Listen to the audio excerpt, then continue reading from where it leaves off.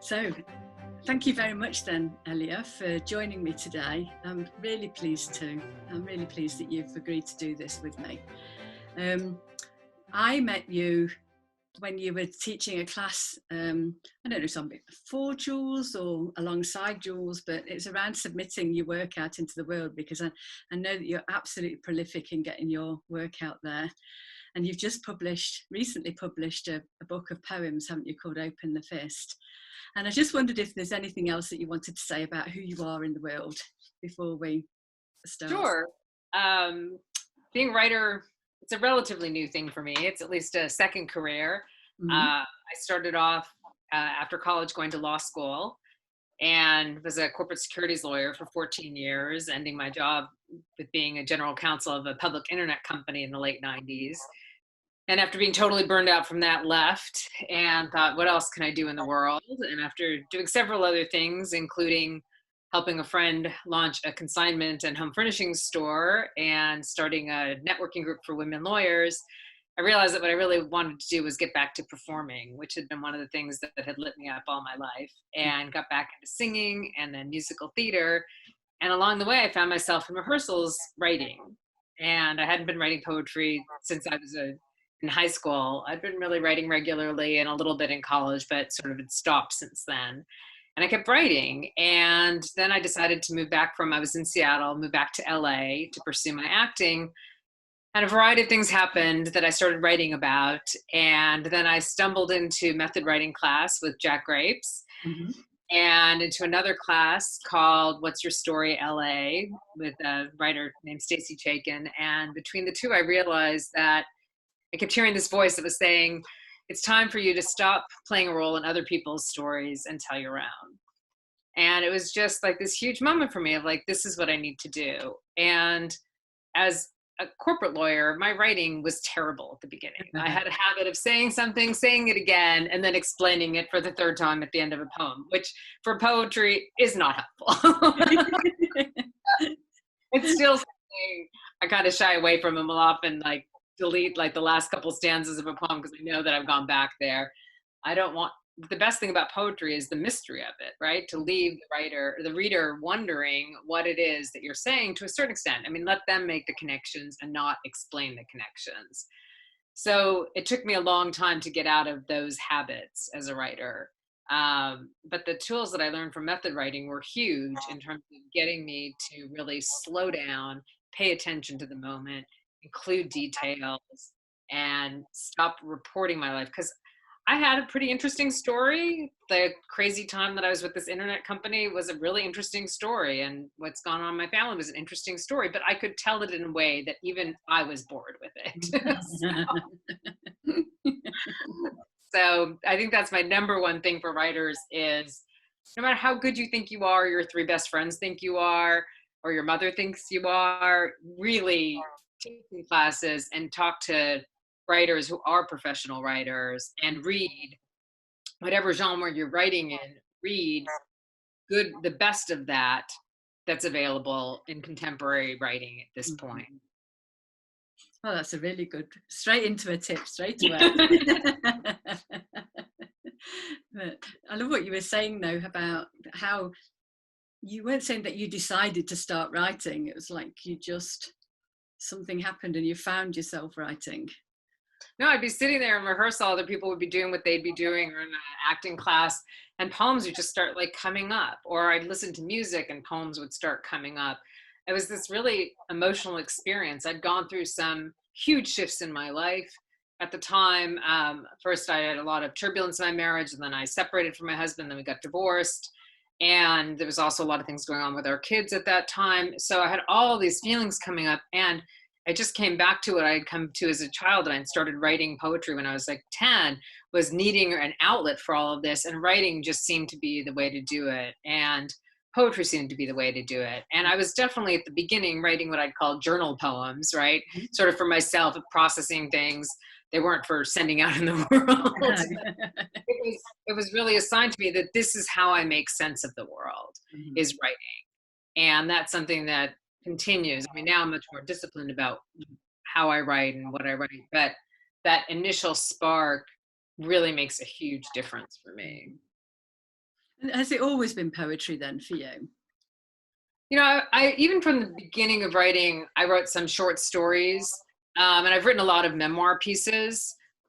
So I like doing that, but I love poetry. I Mhm. feel like when like I've written some memoir pieces that I'd say like are good, but I've never spent the time really crafting those in the way that I do with my poetry. And there's something about the mystery of poetry that really, and the compression of it, that really appeals to me. Mhm.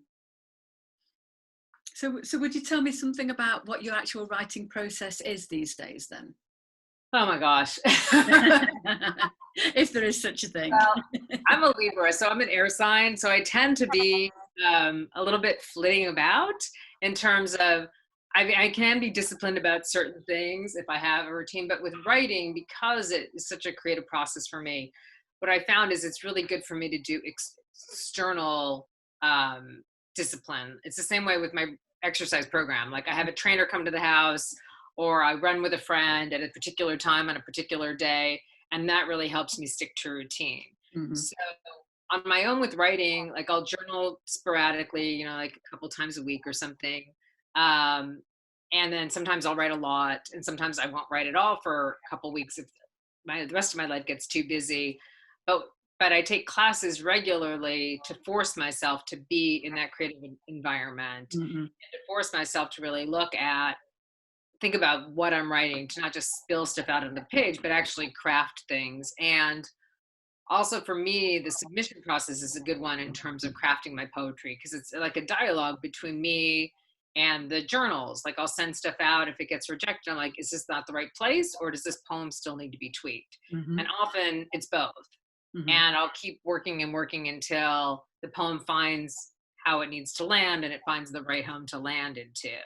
So that's part of what keeps me with my process. And one thing I've learned, because I'm not like an everyday writing at 8 o'clock kind of writer, that if I can say part of my writing process is submitting, part of it's editing, then have I done something 5 days a week towards writing, makes me feel like I'm still moving forward with it, even in Mhm. times when I've got a lot of other things going on. Yeah.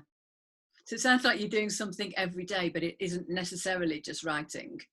No, It's and some days, like I related to get writing. 6 emails a day from different listservs, Poetry Journal, Poetry Daily, Rattle. So I'm getting like amazing poems coming into my inbox every day. Plus, I have gobs, like several bookshelves full of poetry books. And this one here is all ones I haven't read yet, but mean to. So I've got those, and I've got them scattered around the house on my nightstand. So I'm always reading poetry. Mhm. Plus, now that I'm assistant editor of Gyroscope Review and have been doing that for the last year, I'm reading for that all the time too. So that also keeps me really focused on the craft, because Yeah. we we've become more in the habit of saying we really like this poem, but we want to tweak these things. So Mhm. as I'm reading a poem, it's not just yes or no, it's yes, no, or yes, if you would delete this line or move this around. We Yeah. don't usually do huge things, but we'll definitely make some tweaks. Yeah. And I've had poems published where editors have made tweaks to my poem. And I just feel like that helps it get better. Like I can't Mhm. always see it. Sometimes it takes a village. Yeah. So there's a couple of things in there for me that I'd just like to kind of ask you a bit more about. So one is to do with you're reading such a lot. So why? Let's do that bit first. So why do you need to read so much? Well, a couple reasons. One, because often I'll read something and it will spark my imagination about something, and I'll want to go write. So it's an impetus to write. Also, one of the things I learned from method writing, which I really love, is once you get out of the basic exercises of it, the way that Jack teaches, and I think Jules will probably follow him in this when she has more advanced students, is to take a writer and really immerse yourself in that writer's style Hmm. and see what it does to your writing. um I still, since I've been doing the writing thing now since 2008, so it's been like 12 years, I definitely have a sense of what my own voice is, but Hmm. to use my own voice in a different format is a great learning experiment. Yeah. Like if you read like a collection of my poems, you would see that there's a lot of different styles still using my voice. Like you can see with each poem where I am as a writer, but you Hmm. can also sense a lot of different ways in which I use imagery or different sentence structure, or different line breaks, or just playing with different things. And that's been really fun. I mean, for instance, I just had a poem out in an online journal, Prometheus Dreaming, and I was reading this wonderful poet who I hadn't been exposed to before, but had seen a poem of hers come in my inbox, and I'm like, I need to read more of her. And so once I immersed myself in this book of hers, I was just like, wow, this is such an interesting way of using language. Let me try this. And that's how this particular poem was born. Yeah. Um, and like the first line of it is not something I normally would come to, but after Uh-huh. reading her, I came up with it, just flew into my head. Belong is a straitjacket, and I'm no Houdini. Wow. Like, and that sort of everything else kind of came from that. Yeah. Oh, lovely. I mean, one of the things that you're pointing to is like for me, and I think a lot of people probably don't even realize it, is that there is so much you can learn about writing, isn't there? It's like for me, what I'm realizing, it's like an infinite source of learning, just being able to craft your writing. And then I feel I'm fairly early on the journey, especially compared to the likes of you and Jules. But It's amazing, how much I've learned, and I'm somebody who can easily get bored. One of the things I noticed when I was a lawyer is I started out doing securities law, and then did some general corporate, and then had to do some bankruptcy work, and then got into some film financing work. And each time I'd be working with a new group, they'd be like, "Oh, we love you. Can you just stay here and do this?" And I'm like, if I had to do one negative pickup deal after another, I would be bored out of my mind. yeah. Thing about writing is that it's endlessly fascinating. There are Mm. so many writers I haven't read yet, or I've read maybe one thing but really haven't immersed myself in it. There's so much to learn, and it's evolving. Like that's one of the reasons why I think it's so important to not just read the classics, which is great to get a grounding in how language works and how poetry works, but also to reading contemporary writers can show you so many more possibilities of using language in ways that we haven't even thought of Yeah. before. And also how language can, how like street talk can influence spoken word poetry, which then ultimately comes into written word poetry, and how that's all speaking to each other. So I feel like being a writer, like I'm never going to get bored of this. There is always something new to learn or to try. And that's what I think is so fascinating about it. Mm-hmm. So tell me about the editing part of it, because I know that you see that as a really important part of it. And I agree, I'm completely with you on it, but I'd really like to know, why do you think it's so important to be editing, and what's your process? Oh my gosh.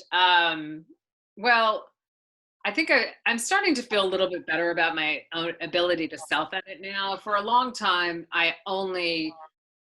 would, I do some tweaking as I would go along or go through a couple of edits, but I had did major edits by hiring somebody to look at my stuff, Mhm. somebody who was a professional writer.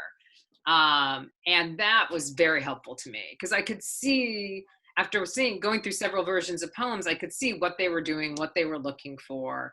I can be a little resistant to really slicing and dicing and moving things around, or I was. Mhm. Now I'm willing to play with that more. Like, let's just take this whole stanza and move it to the end, or let's move this, or let's cut that up, and let's juxtapose these two things that when they're together seem like they make too much sense. What if I put one part of it at the beginning and one part at the end? Or, just playing with things more. And sometimes I can be very results oriented, like just tell me what to fix on this and I'll do it. But I have been learning to slow down more and try more different things, Mhm. particularly if there's a poem where I feel like it's got a great idea and there's some language I really love, but it doesn't seem to be landing anywhere. I'll look at what's a really radical change I can make to it. And you wouldn't, I mean, I have so many things that I've written and even worked on that are still in the not even ready for submission pile. Mhm. So when I'm having a day where I feel like I can't really think of something new, I'll go back to that. Like I've got my top 20 poems for the year. I've got my next tier poems for the year. I've got poems in process, and I've got folders all over my desktop with different categories. And I'll think if I just need a creative start, I'll just go through there and see which one talks to me that day. Mm. And then just move some things around or take a line from it and try to write a whole new poem based on that one line. Yeah. Like one of my favorite poems called Play Me. Um, the first line is set me on fire with your velvet fingers. And it actually had been a whole different poem months before. And then I was taking another class and we were studying beat poets and listening to jazz music. And I'd been listening to this one guy, clarinet, saxophone jazz that I loved. And this line came to me and then I just started playing with it in a different way. And I don't do a lot of rhyme poems, but that one's got a lot of rhyme, internal and line end rhyme in it. And somehow it just came to me after I wrote it that it needed to be in the shape of a saxophone. But it was that kind of thing, like the first poem, I'd love the first line and a couple of other lines, but it never came together. And I was like, what can I take that I like out of this and put it into something new? Mm-hmm. So I also have a folder on like favorite lines. So like there's pages of like this line really worked in this poem, but nothing else did. So let's just save that. Yeah. It sounds to me like the way that you're talking about editing, it's a very playful process almost. Yes, absolutely can be. Yeah. And sometimes like I had one poem called Still It that was so frustrating. Like I just really liked the idea of it, but it just wasn't coming together. And I was moving things around. And then suddenly I'm looking at it again after it'd been rejected for like the 10th time. And I was like, it's not done. It needs another stanza at the end. It's got to come to some different ending than this. And I was like, okay, what's next? And then it came and then I sent it out and it was published. And I was like, oh, that's it. Like sometimes you just don't know. Or like this poem I mentioned that was just in Prometheus Dreaming, it had a particular, like whole thing kind of only makes the slightest amount of sense. Like you get an emotional feeling from it, but you don't really know what's going on. And then at the end, I had something about what the situation was that had kind of birthed this poem. And I realized putting it at the end sort of answered the question, but it didn't help you as you were reading the whole thing. So instead, I made that the title. Mm-hmm. So the title is now, my daughter calls me to tell me that my aunt has died and I'm not invited to the funeral. And then the rest of it can make as little sense as it wants to, but you know where it's coming from. Yeah. But it took me several rounds of sending that out before I finally went, no, don't explain it at the end. Put it in the title and then let the poem be what it's going to be. Yeah. I love what you said there. It's like such a long title. Like I always look for short titles, but they can be any length, can't they? Yes. No, I've got another one that's after my glaucoma specialist tells me that I need cataract replacement surgery at 55. I contemplate I contemplate the idea of vision loss. It's like another really long title. And then the poem itself has very short lines. Yeah. Oh, brilliant. So yeah, titles actually can be, and that's something I learned from reading poems, because there was one poem I just loved, had a great title that actually went on for like 3 lines. And then the poem itself was really short, but really didn't do anything for me. But I'm like, I love the title. Let's try that. Yeah, I love it. I love it when you read something and something stands out to you. I was reading a book just recently, and the book's really lovely, but there was just some transition lines between the current, when you go from today to something in the past, and her transition lines, I was just like, I had to get my highlighter pen. I don't very often highlight novels, but I'm highlighting these lines in this novel because I love these transition lines. I think, oh, that was a surprise, because this is just my kind of easy reading kind of pile. But that's a great idea. I mean, I do that with all kinds of things, underline or mark it or make a note in my journal, like remember how to do this. Because in my earlier poems, when I would move between times, people would often tell me that it was very confusing the way I did it. Mm. Like for me, in my head, it was clear. Like I knew this thing in the present is triggering me to something in the past, but I wasn't good with the transition. Mm. So I look at other poems that move time frames within the poem and see how they did it. And then that kind of gave me some ideas of how to do it in a way that could bring the reader in with me instead of throwing them off to the side of the poem going, where am I? I think that's what happens in mine. It's like I go from here to here and no explanation whatsoever as to how or what's happened. Right. And it makes sense within us. I mean, that's why I feel like it's so important before I send anything out, at least my husband reads it. Yeah. And usually at least one or two other people read it as well, because we have such a clear idea of what we're trying to say in our poems. But you've really got to double check with somebody else who's also an accomplished writer, because it may not be as clear as we think it is. Yeah. And Well, sometimes you can't see the wood for the trees, can you? It's like you right, can't see the exactly. words for the It's words. just all in your head. Like, you know your story, so you think it makes sense. Mm, But sometimes it helps to have somebody who doesn't know your story at all, because yeah. sometimes somebody who does, for instance, one of my teachers is Tricia Hefner, and she's my husband's cousin, as well as been a regular poetry teacher of mine, and she knows a lot of my story but not all of it. But sometimes she'll read my poems and think I'm talking about one thing when I'm actually talking about something else. Mm, And I thought, well, she knows some of my story and doesn't understand this. Obviously I need to make it clear to the reader who doesn't know anything about me yeah. what's going on here. Yeah. So what about your gremlins? What kind of things can get in the way of you writing or publishing? Um, my first one for sure is that I'm um, I have a lot of judgment around my writing and a lot of expectations. I'm afraid that everything I write is going to be terrible and I'm never going to be able to write a good poem again. So I go into it with a lot of performance anxiety. So that's one of the reasons why I like taking classes, because then I'm forced to write something which gets me through that. I also like like having exercises to follow or prompts to follow, because then I'm thinking about the prompt and I'm not thinking about, oh, I've got to write something brilliant right now. Mhm, mhm. But that's definitely something that can stop me from writing on a more consistent basis. Um, and even recently, like since we've been in the time of Corona, I realized that there was so much going on for me because I've got a lot of other projects I'm working on too, and just feeling so much anxiety about this time and what's happening in the political situation, which has really been a big thing for me. Um, that it was best for me not to be taking a class where people were going to be critiquing my work, Mhm. because I just felt like that was more than I could handle right Yeah, now. yeah, yeah, I wouldn't know what to do with it. yeah.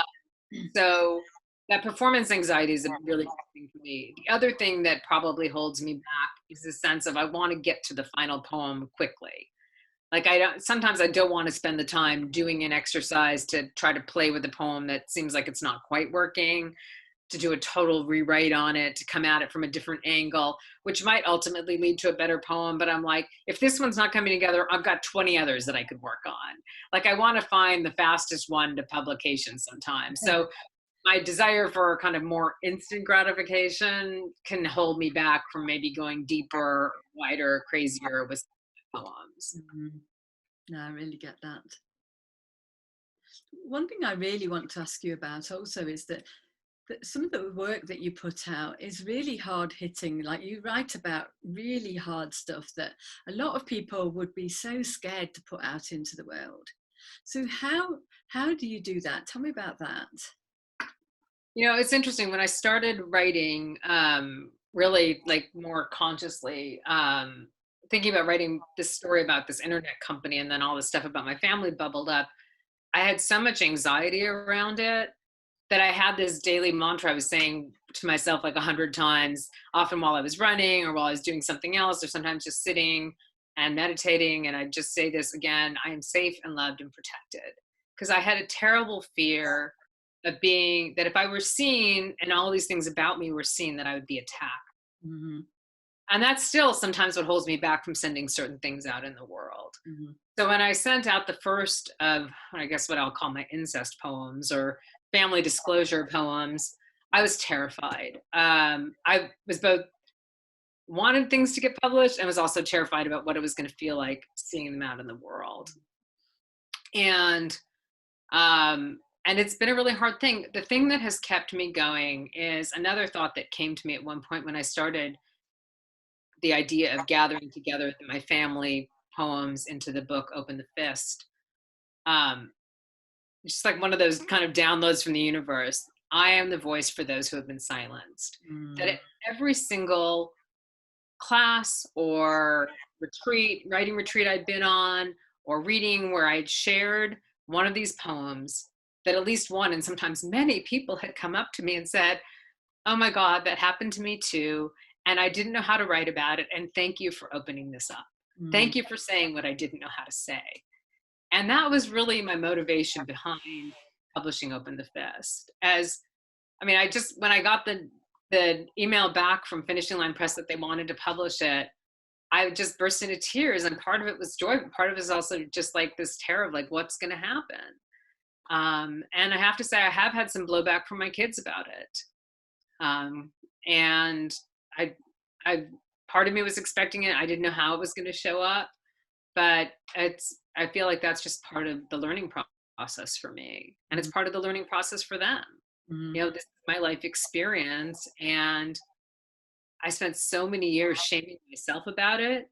And then more years realizing that's not my shame. That's my father's shame. That's my brother's shame. That's my mother's shame. They need to live with it. And if I stay silent, they win. Mm. If I stay silent, I'm not helping anyone else in my situation. I can say all I want to other people, you shouldn't be ashamed. But if I'm hiding my own stories, then I'm shaming myself. Mm. But there's also that about like you're speaking for other people. And that's when our writing really hits home with people, isn't it? It's like you're not telling your story, you're telling other people's stories.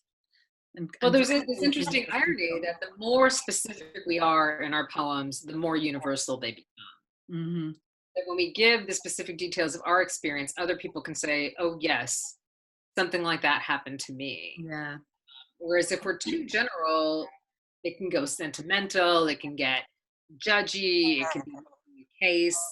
But when we really get specific about our experience, it becomes relatable to a lot of people. And that's just something I learned from the process and from reading other poems. Mm. It wasn't like I'd set out to write this book. It was one of those things where I'd be in a writing class and I'd start writing something and suddenly this would kind of sneak in. I think one of the best examples is my poem, How to Be Deposed. Because when I was a lawyer, it happened at my previous company, but my last company that I was general counsel for, I had a very litigious boss. He never met a contract he couldn't break, never met a business partner he wouldn't, stick a knife into in the back. And I was constantly cleaning up those messes. And so I was personally deposed many times. And then after I left the company, many, many more times for another 6 years after I left the company, I was still getting dragged into the litigation. And I'd been given a prompt in a class that I didn't really like. And I was just like, I'm going to write a how-to poem. I'm like, what do I know how to do? Well, I know how to be deposed. And so it starts off sort of funny about that.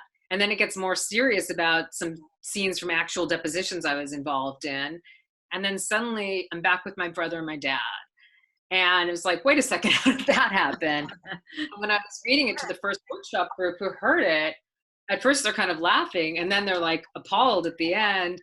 They're like, sorry, we laughed. It's like, no. The teacher actually said, it's good that you did, because that shows us that the author is past that. The narrator has come through something. So if she can make it funny, we know we're safe. Yeah. That even the surprise comes at the end, we know we're safe. We know that she's come through it. And that's how I wanted people to experience it.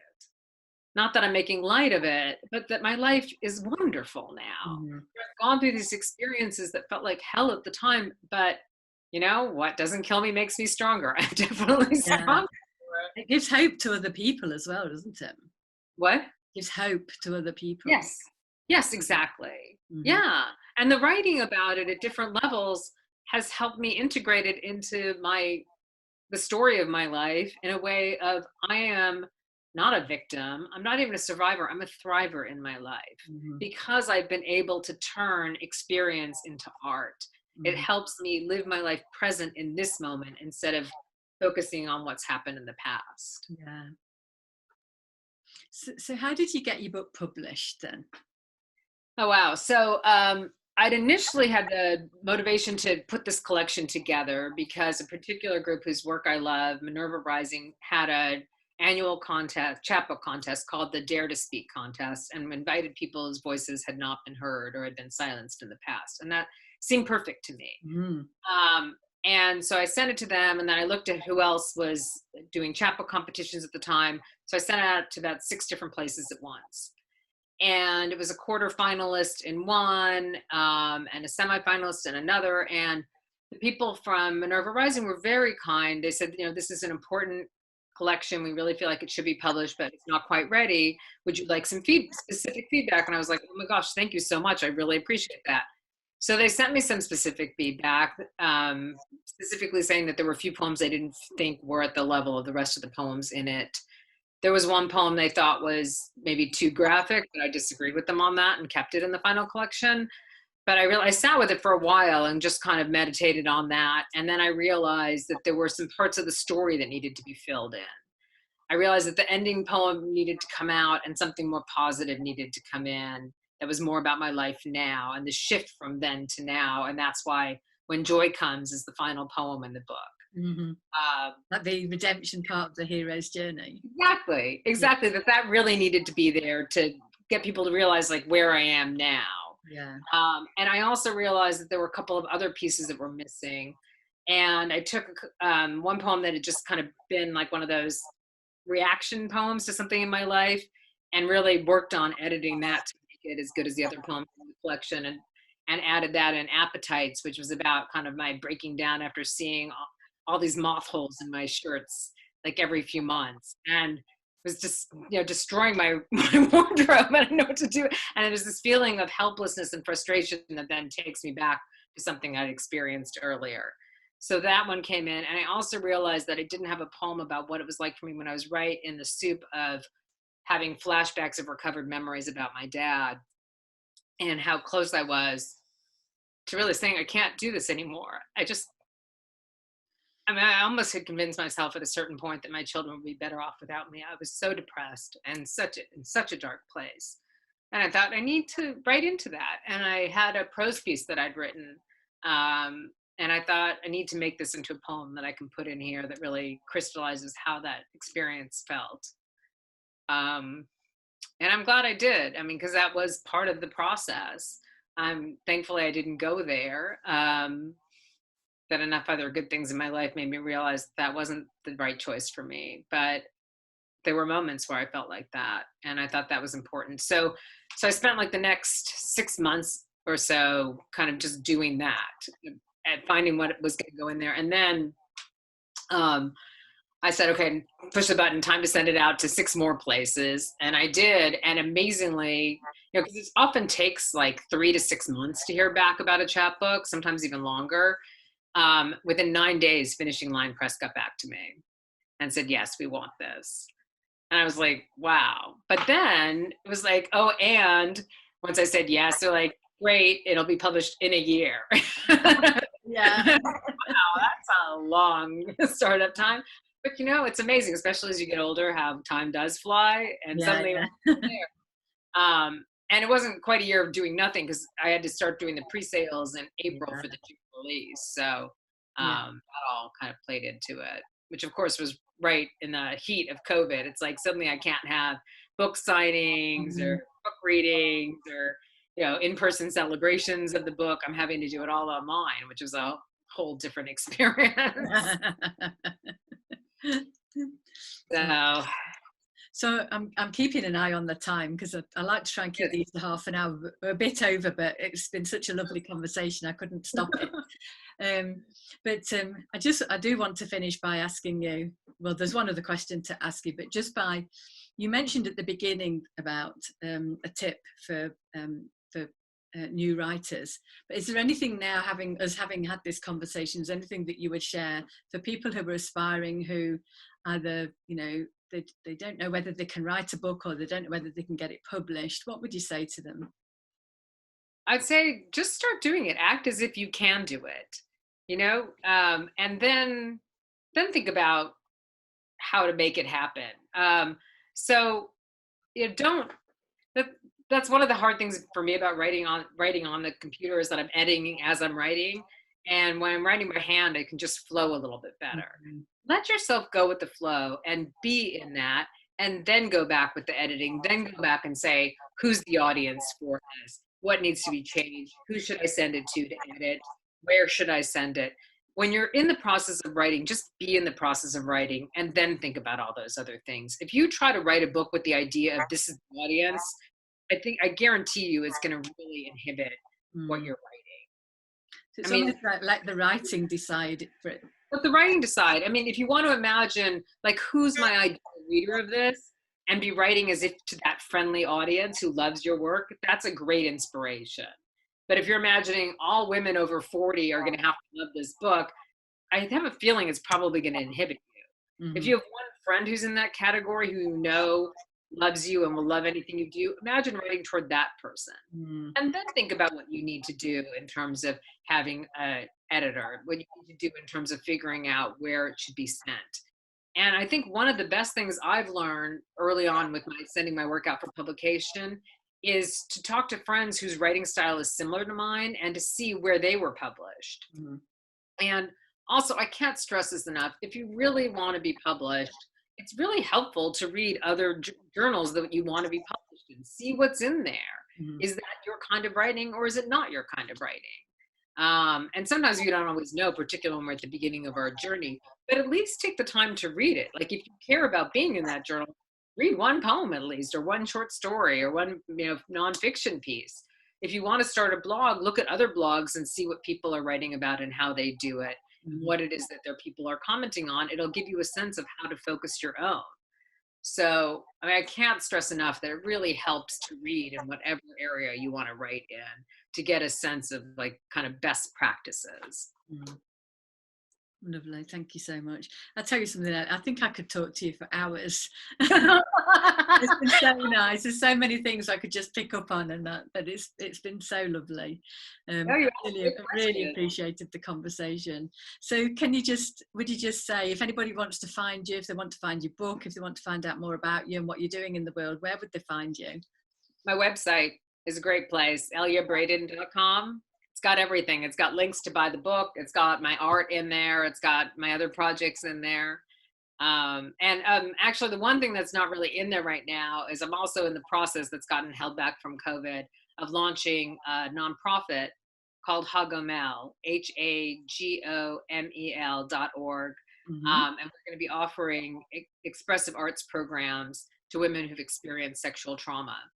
Oh, wow. So let me have a link for that if you've got it. The book would be happy to be launched at the same time, but it's going to be a little tape delayed, as it turns out. But we have our website running.